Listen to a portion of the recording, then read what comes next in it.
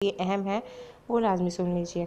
सांस की बीमारी। अदरक की चाय सीने के जकड़ने और शदीद नज़ले में इंतहाई मुफीद है, जबकि माहौलियाती एलर्जी से सांस की तकलीफ में भी अदरक की चाय जादुई काम करती है।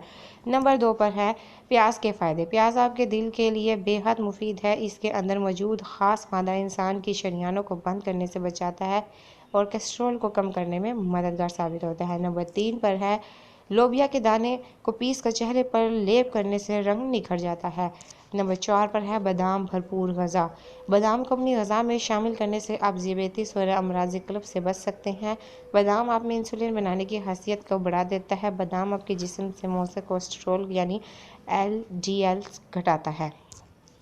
नंबर 5 पर है जायफल का जो शानदार पीने से हाजमे में लगने वाली प्यास कम हो जाती है। नंबर 6 पर है तरबूज के फ़ायदे। गर्मियों के मौसम में तरबूज का इस्तेमाल किसी नेमत से कम नहीं है। इसके अलावा जिस्म की हड्डियों को कमज़ोर करने वाली बीमारी के ख़िलाफ़ मददगार साबित होता है।